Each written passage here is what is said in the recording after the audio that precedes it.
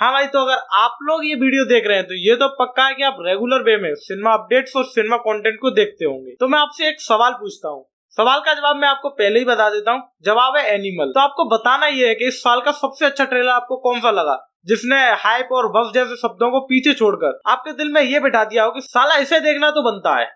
तो क्या सोचा? जवाब सही है ना? कमेंट करके बताना। वैसे मैं आपको बता दूं, ये वीडियो कोई ट्रेलर को देखने के बाद उसकी वाहवाही करने के लिए या रिव्यू करने के लिए, उसका सेलिब्रेशन वगैरह करने के लिए नहीं है, बल्कि सिंपली ट्रेलर देखने के बाद मैं जो सोच रहा था या जो फील कर रहा था उसके बारे में ये वीडियो है। देखो, ट्रेलर देखने के बाद कई सवाल सामने आते हैं, इसमें कोई दो राय नहीं है, सही है ना? लेकिन इन सब सवालों में से सबसे बड़ा सवाल क्या था? सबसे बड़ा सवाल मुझे तो ये लगता है कि कहानी दिखाएगी क्या, हमारे सामने ऐसा क्या कुछ लाएगी जिसकी वजह से हम इतने ज्यादा एक्साइटेड हैं। तो इसकी कई सारी थ्योरीज हैं, आप लोगों ने भी कई सारी थ्योरीज बनाई होंगी ट्रेलर देखने के बाद। मैंने भी कई थ्योरीज को पढ़ा है, कई वीडियोस देखी हैं, उसके बाद कुछ चीजें सामने लाया हूँ। अभी लगभग 4 थ्योरीज हैं जिसके बारे में आज हम वीडियो में बात करेंगे। और आप यकीन मानिए, अगर इन थ्योरीज में से अगर कोई भी ऐसी थ्योरी काम कर जाती है या उन्हीं थ्योरीज में से हमें कुछ देखने को मिलता है, तो आप ये मान लीजिए रणवीर कपूर जो है वो एकदम किंग मेकर की तरह बॉलीवुड में आएंगे। उनका एक अलग नया कमबैक देखने को मिलेगा, एक नया स्टैंडर्ड क्रिएट होगा। खैर, एक शेर याद आ रहा है, आपको एक शेर सुनाता हूँ। शौक बहुत थे सफर में हासिल को उड़ाने के, मंजिल तक जब पहुंचा तो फकीर बन गया। तो जो चीज आपके पास है उसकी थोड़ी सी कदर कीजिए। मंजिल आपको कुछ ज्यादा एक्स्ट्रा नहीं दे देती, तो जहां पर है वहां पर खुश रहिए। कह रहा, वापस लौटते वीडियो की तरफ और उन थ्योरीज की तरफ बात कर लेते हैं जिनके बारे में ये वीडियो बनाई जा रही है। तो अगर आप पहली थ्योरी की तरफ फोकस करेंगे तो आपको सिंपल सी चीजें देखने को मिलेगी। वैसे कहानी इतनी सिंपल लगती नहीं है कि ऐसी थ्योरी भी यहाँ पर काम कर जाएगी, लेकिन कई बार ऐसा होता है कि पार्ले जी के बिस्कुट को भी इतना ज्यादा डेकोरेटेड और इतने अलग तरीके से प्रेजेंट कर दिया जाता है कि खाने वाला ऐसे कहने लगता है, वाह क्या कुछ हमने खा लिया है।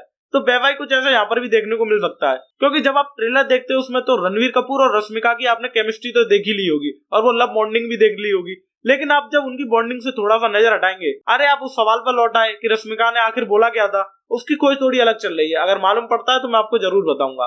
लेकिन अगर आप उनकी केमिस्ट्री को अलग थोड़ा सा कर देंगे, उसके बाद अगर आप थोड़ा साइड में देखेंगे तो आपको वहां तृप्ति नजर आएंगी। उनके कैरेक्टर को काफी हाइड करके रखा गया है। तो यहाँ पर एक पॉसिबिलिटी ये भी बनती है कि यहाँ पर हमें लव ट्रायंगल देखने को मिले। सिंपल सा कहने का मतलब ये है कि रश्मिका और रणवीर का दोनों का प्यार तो चल रहा है, लेकिन कहीं हो सकता है कि रणवीर कपूर के दिमाग में तृप्ति भी चल रही हो, क्योंकि पति पत्नी और वो वाला जो कॉन्टेस्ट है वो काफी बेहतरीन होता है और हमने कई मूवीज में ऐसा देखा है। लेकिन इस मूवी में उसे किस तरीके से प्रेजेंट किया जाएगा वो देखना बाकी होगा। कहीं हो सकता है कि बाप की कुर्बानी तृप्ति की जवानी के लिए की गई हो। अब अगर हम दूसरी थ्योरी की बात करें तो दूसरी थ्योरी वो वाली हो सकती है कि बाप का, भाई का, सबका बदला लेगा एनिमल, क्योंकि काफी चीजें ऐसी घूम रही है मार्केट में। यहाँ पर बताया जा रहा है कि इंटरनल अफेयर भी यहाँ पर हमें देखने को मिलेगा। तो हो सकता है कि रणवीर के पापा का एक अफेयर हो जिसकी वजह से बॉबी देओल हो, और बॉबी देओल को थोड़ा छिपा के रखा गया हो, जिसकी वजह से बॉबी देओल एक नेगेटिव कैरेक्टर को प्ले करते हुए है और जब वो अपने बाप को मारने जाए तो बीच में एनिमल आ जाए। अब इसकी पॉसिबिलिटी इसलिए भी ज्यादा बढ़ जाती है क्योंकि ट्रेलर से ये समझ में आता है कि बॉबी देओल का जो कैरेक्टर है काफी इमोशनल है, और इमोशनल तब होता है जब आदमी प्रोफेशनल से ज्यादा पर्सनल लाइफ में जाता है।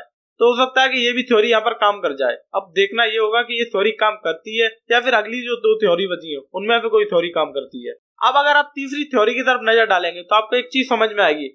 हो सकता है कि रणवीर कपूर जिस तरीके से अपने पापा की तरफ प्यार दिखा रहे हैं वो प्यार ना हो, बल्कि प्यार के पीछे एक पर्दा हो, क्योंकि दुनिया को दिखाने वाला प्यार अलग होता है और अपने अंदर एक नफरत। क्योंकि एक पहला जो सीन देखा है आपने जिसमें वो अपने पापा को डांटते हैं या फिर वो सीन क्रिएट करते हैं जो उन्होंने बचपन में झेला था, तो हो सकता है कि वो अपने पापा को घर के अंदर ऐसे ट्रीट करते हो और दुनिया के सामने ऐसा लगता हो कि ये बच्चा काफी केयर टेकर है और अपने पेरेंट्स की काफी केयर करता है। तो कहीं ना कहीं एक एम्पायर की जंग देखने को मिलेगी, अपने बाप का एम्पायर खत्म करने के बाद अपने एम्पायर क्रिएट करने की एक जंग। अब अगर चौथी थ्योरी की बात करूं तो चौथी थ्योरी की बात करने से पहले मैं आपको एक छोटी सी चीज बताना चाहूंगा। अगर ये चौथी थ्योरी थिएटर में काम करती है, मूवी पर काम करती है, तो आपको एक अलग ही एक्सपीरियंस देखने को मिलेगा।